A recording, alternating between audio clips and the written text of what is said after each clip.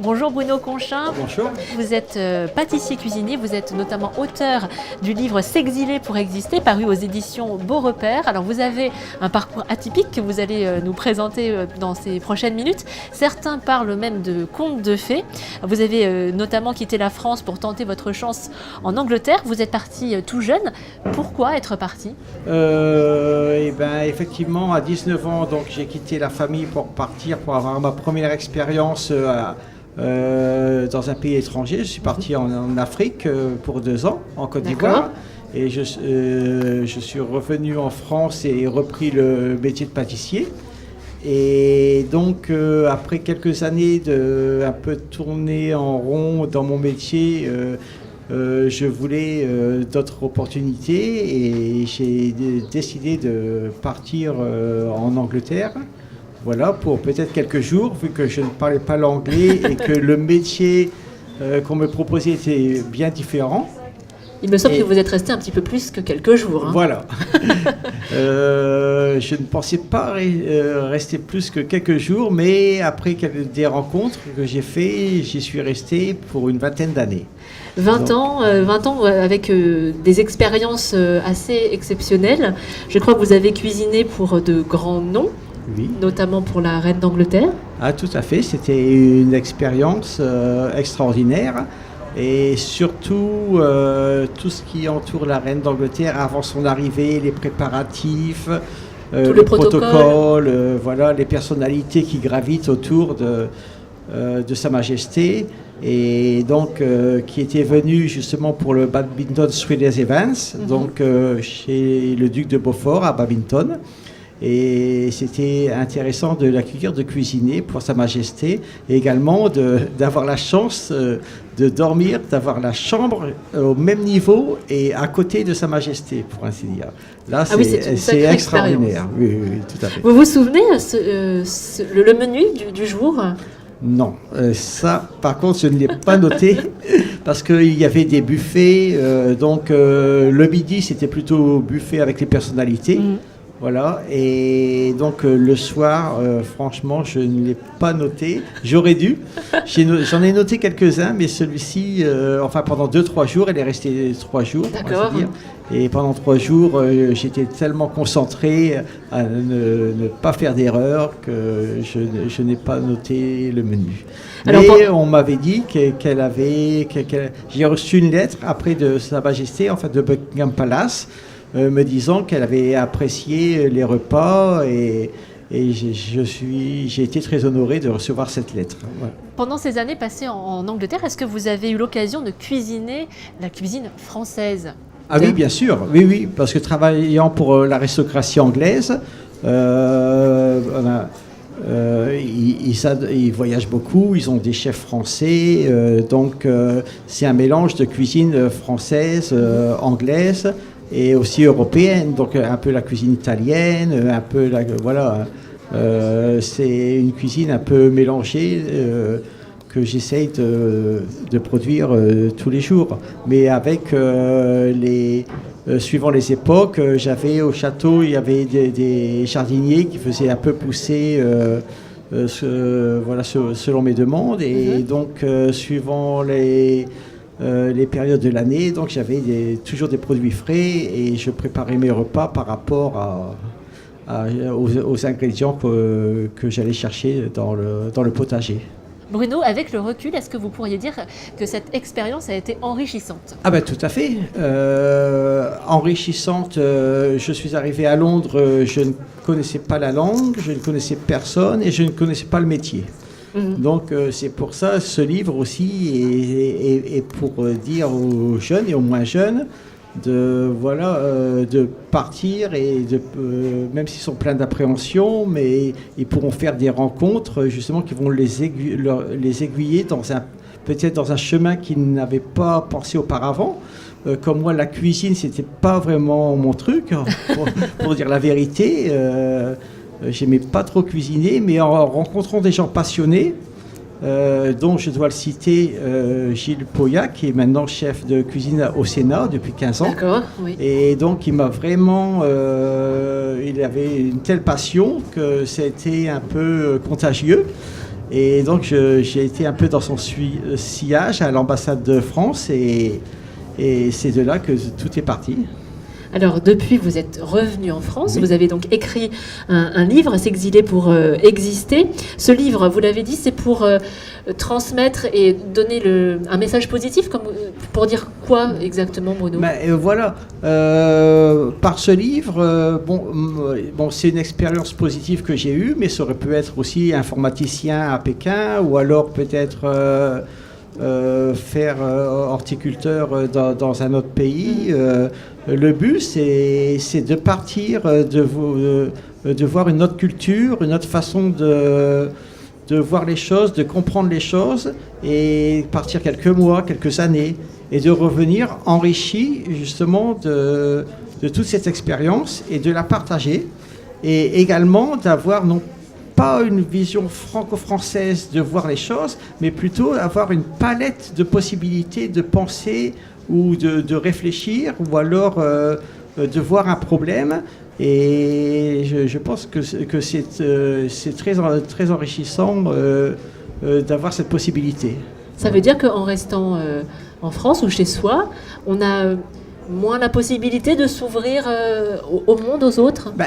Oui, je pense que oui, parce que quand on reste chez soi, en fin de compte, on regarde on sait ce qu'on apprend à la télévision ou sur Internet.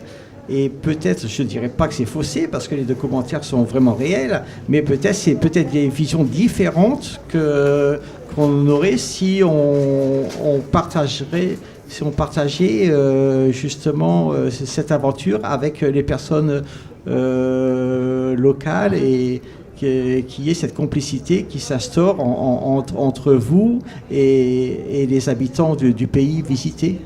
Alors je pense qu'il faut effectivement aimer les gens, mais il faut aussi aimer les voyages. C'était un peu votre cas déjà. Vous êtes parti, vous l'avez dit tout à l'heure, en Afrique, ensuite à Grande-Bretagne. Est-ce que vous avez d'autres projets de voyage? Des projets de voyage, j'en ai énormément. Il me faudrait peut-être 2 vies pour pouvoir les accomplir tous. Mais c'est vrai que j'adore l'Asie. Je voyage beaucoup en Asie.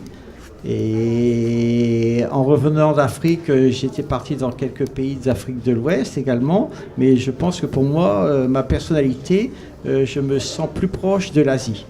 Voilà, et donc depuis pas mal d'années, je les visite. Je passe d'un pays à un autre, et j'adore le Japon. Et aussi également voilà. Est-ce que par exemple ce serait une possibilité de dire tiens, un jour Bruno il décide de partir s'installer au Japon? J'y ai pensé souvent. C'est vrai.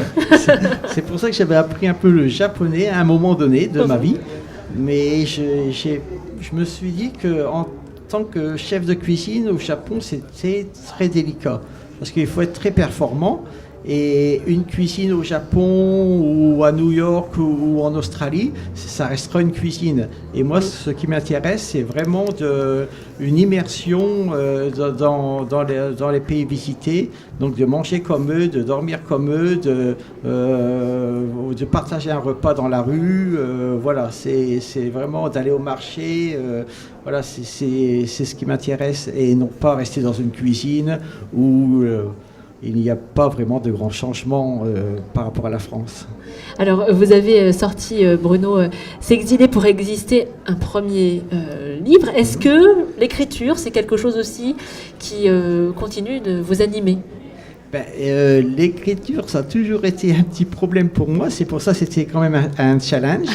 Et donc, mais c'est vrai que par la suite, j'aimerais bien pouvoir faire peut-être un écrivain voyageur. Voilà, d'écrire des rencontres, d'écrire des scènes et de les partager à mes lecteurs. Ça, j'aimerais beaucoup.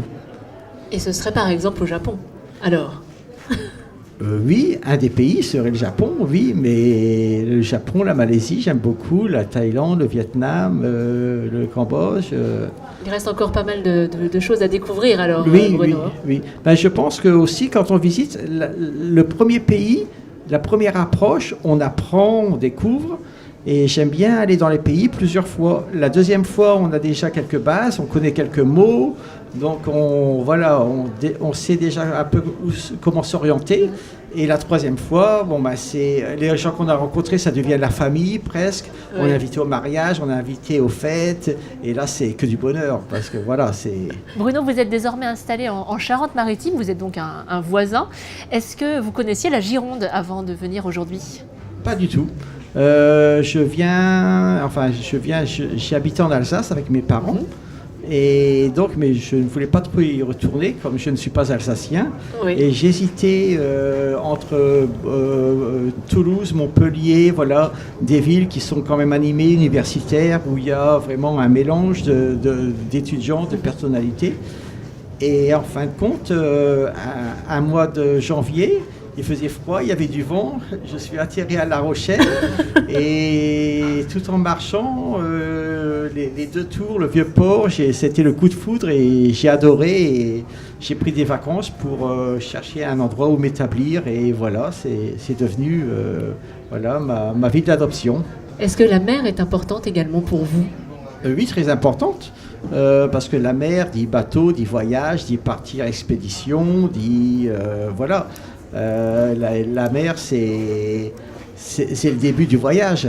L'aéroport peut-être un petit peu, mais c'est surtout pour moi l'idée du voyage, c'est l'espace, c'est partir, sans jamais savoir ce qui nous attend, c'est l'expérience.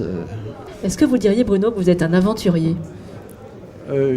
Je peux le dire, oui. On peut le dire, oui. Je peux le dire, je pense, parce que lors de mes voyages, j'essaye d'éviter les endroits touristiques, j'essaie de me mêler aux touristes, de ne pas me mêler aux touristes, et j'essaye de faire des découvertes. Des fois, il y a des petits accidents de parcours, mais une aventure sans incident, c'est pas une aventure non plus. Mais on fait des découvertes extraordinaires. Quand je vois un petit chemin, j'essaie d'aller le plus loin possible. Dans les rizières, j'essaie d'aller et je découvre des petits temples, des petites choses qui m'émerveillent à chaque fois. Une fleur, une plante, Avec le recul, Bruno, est-ce que j'imagine que vous n'avez aucun regret par rapport à ce départ, ce voyage que vous avez commencé étant tout jeune? Non, mais je pense que c'est ça qui m'a donné un peu le virus du voyage. Mais peut-être auparavant, à 9-10 ans, mon premier livre de Jules Verne, m'a beaucoup fait voyager. Et après, j'ai essayé tous les ans d'avoir pour mon anniversaire un livre de Jules Verne qui me faisait partir en Afrique, en Asie, en Antarctique, en Angleterre. Et je pense que ça a été vraiment le début de déjà voyager dans sa tête, imaginer des choses. Et peut-être, une fois majeur, vraiment de connaître ce goût d'aventure. Merci beaucoup Bruno Conchin d'être passé par chez nous. Je vous souhaite un très bon séjour parmi nous en Gironde. À bientôt. Merci beaucoup pour tout et votre accueil charmant. Merci.